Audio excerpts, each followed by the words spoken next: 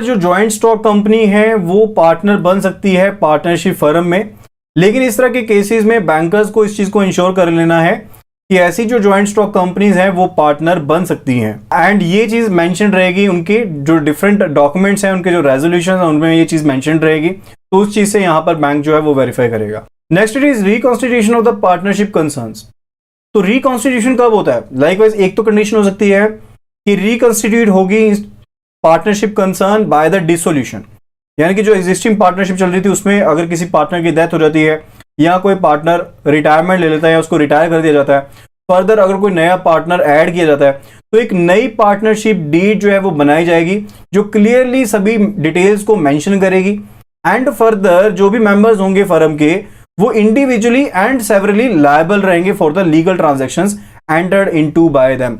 यानी जो कोई भी यहां पर ट्रांजैक्शन लीगल ट्रांजैक्शन की गई है फर्म के द्वारा, लाइकवाइज एबीसी फर्म है, इसके द्वारा कोई भी जो ट्रांजैक्शन की गई है तो इसमें जितने भी पार्टनर्स है ए बी सी जो भी पार्टनर्स है इसमें वो यहां पर पर्सनली भी लायबल रहेंगे, यानी कि फर्म के बतौर तो वो लायबल रहेंगे एज पर उनकी यहां पर पर्सनल लायबिलिटी भी रहेगी।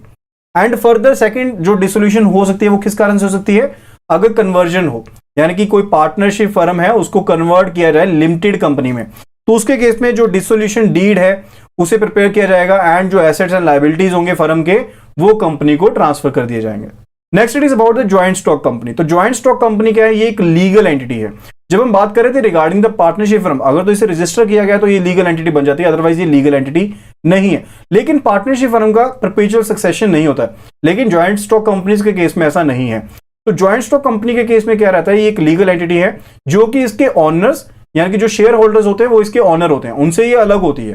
तो यहां पर इसका एक लीगल स्टेटस रहता है जिसे अटेन करने के लिए इसे रजिस्टर किया जाता है अंडर द कंपनीज एक्ट 1956, जिसे टाइम टू टाइम अमेंड किया जाता रहा है। ठीक है, तो इस तरह की जो भी रजिस्ट्रेशन की जाती है इसे साथ में रजिस्टर कराना पड़ता है with the registrar of companies.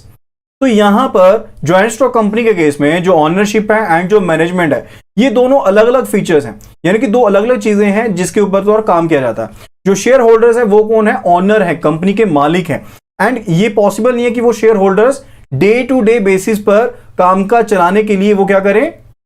अपने राइट्स का इस्तेमाल करें। इसलिए वो क्या करते हैं? वो डायरेक्टर्स को एज रिप्रेजेंटेटिव अपॉइंट करते हैं जो कि बोर्ड ऑफ मैनेजमेंट को बनाते हैं। तो आप इस तरह से सोचिए, जो शेयर होल्डर्स हैं वो यहां पर अपॉइंट कर रहे हैं, वो यहां पर मैनेजमेंट को अपॉइंट कर रहे हैं। ओके, सेकंड जो फीचर है जो यहां पर that is the transferability of shares, यानी कि जो शेयर्स हैं इनको ट्रांसफर किया जाता है एंड इसके ऊपर जो रूल्स एंड रेगुलेशंस चलेंगे वो किसके चलते हैं? सेबी के चलते हैं, that is securities and exchange board of India के चलते हैं। उनके हिसाब से जो ज्वाइंट स्टॉक कंपनी के जो शेयर्स हैं उनकी ट्रांसफरेबिलिटी की जा सकती है। तो एज वी डिस्कस्ड कि जो ज्वाइंट स्टॉक कंपनी है ये एक लीगल पर्सन है, तो इसके पास क्या है? एक परपेचुअल सक्सेशन है, यानी कि परपेचुअल लीगल एग्जिस्टेंस है, यानी कि ये लगातार चलती रहेगी। किसी पर्सन के डेथ के ऊपर या फिर बोर्ड ऑफ डायरेक्टर के डेथ के ऊपर जो कंपनी है वो बंद नहीं होगी, वो लगातार चलती रहेगी। एंड कंपनी सिर्फ और सिर्फ तब मर सकती है, तब इसे खत्म की जा सकती है जब इसकी लीगल डेथ हो, यानी कि सभी लीगल फॉर्मेलिटीज को खत्म करने के बाद ही सिर्फ एक कंपनी को डिसोल्यूट किया जा सकता है। तो कंपनी जो है वो प्राइवेट भी हो सकती है, पब्लिक भी हो सकती है। तो कुछ एक चीजों के साथ इनको कंप्लाई करना पड़ता है जिसके साथ जो कंपनी है वो एग्जिस्टेंस में आती है।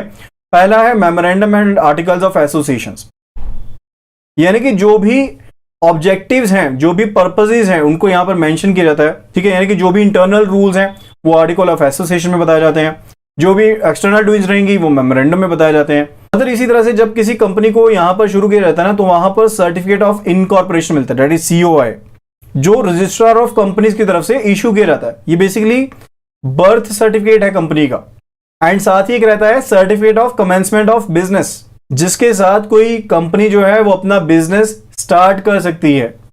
फर्दर जितनी भी इंपॉर्टेंट ट्रांजैक्शंस होंगी ना कंपनी की, those must be supported by a resolution, यानी कि एक रेजोल्यूशन दिया जाता है बोर्ड ऑफ डायरेक्टर्स की तरफ से जिन्हें अपॉइंट किया गया है शेयर होल्डर की तरफ से। ठीक है, वो बोर्ड ऑफ डायरेक्टर्स यहां पर एक रेजोल्यूशन को पास करते हैं जिसके बेस पर जो भी इंपॉर्टेंट ट्रांजैक्शंस होती हैं उनको कैरी ऑन किया जाता है।